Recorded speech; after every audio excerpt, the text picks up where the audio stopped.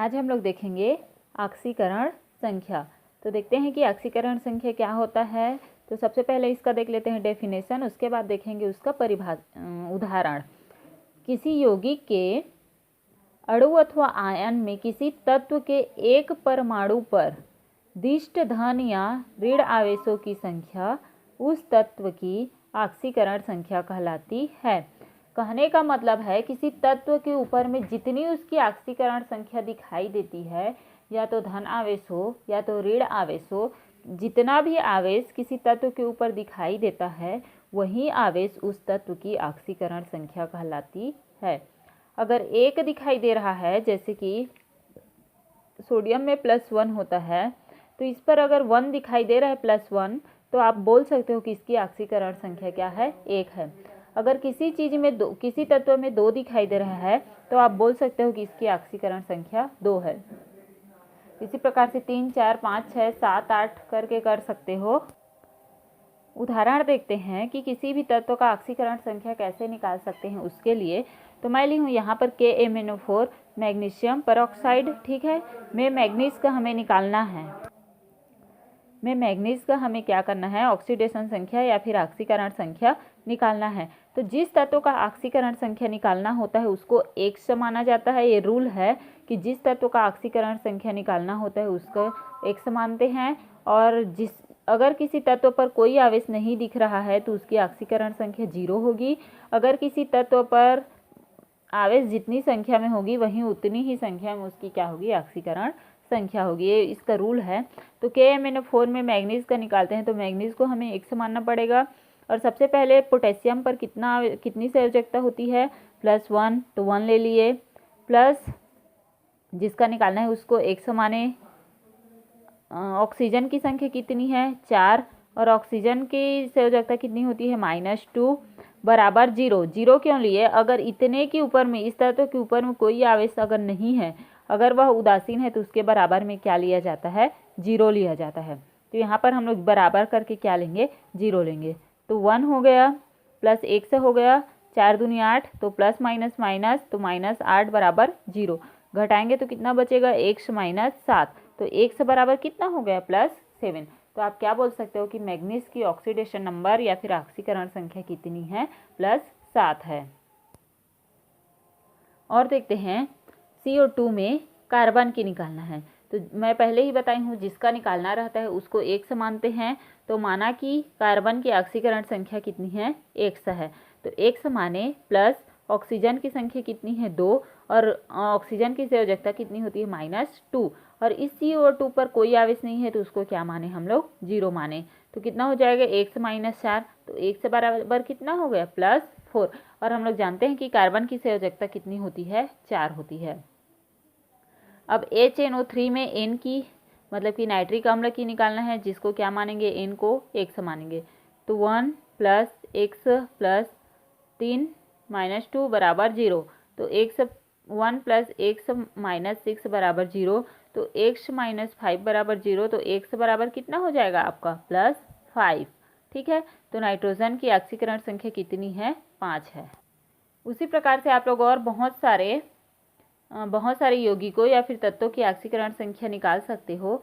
अब आगे हम लोग देखते हैं रेडॉक्स अभिक्रिया के प्रकार। रेडॉक्स अभिक्रिया क्या होता है उसको हम लोग पढ़ चुके हैं। तो अब आगे हम लोग देखेंगे रेडॉक्स अभिक्रिया के प्रकार। पहला है योगात्मक अभिक्रिया, ठीक है। तो योगात्मक अभिक्रिया किसे कहते हैं, देखो, वे रेडॉक्स अभिक्रियाएं जिनमें 2 परमाणु या अणु परस्पर संयोग करके नए अणु क्या करेंगे, बनाएंगे। योगात्मक नाम से ही पता चल रहा है, योग होगा, जुड़ेगा। तो वे रेडॉक्स अभिक्रियाएं जिनमें 2 परमाणु या अणु आपस में परस्पर सहयोग करके अणु क्या करते हैं, निर्माण करते हैं। कार्बन + O2 तो क्या बनाया, CO2। Magnesium + O2 manganese oxide बनाया। मतलब कि 2 अणु आपस में जुड़ करके नए अणु का क्या कर रहे हैं, निर्माण कर रहे हैं। दूसरा है हमारा अपघटन अभिक्रियाएं। तो वह अभिक्रिया जिनमें कार्य करने पर कोई अपने आप 2 या अधिक भागों में क्या हो जाते हैं, अपघटित हो जाते हैं। अपघटन का मतलब होता है टूटना। तो जैसे पहले योग हुआ था उसी प्रकार से अब वह क्या होगा, टूटेगा। जैसे पोटेशियम क्लोराइड और पोटेशियम ऑक्सीक्लोराइड को ले रहे हैं तो KCl में टूटा और ऑक्सीजन गैस क्या हो गई, रिमूव हो गई। उसी प्रकार से H2O में तो 2H2 + O2 इस प्रकार से बन गया। तो अब घटन अभिक्रियाएं हो गई। तीसरा है विस्थापन अभिक्रियाएं। तो देखो विस्थापन अभिक्रिया किसको बोलोगे, वह अभिक्रिया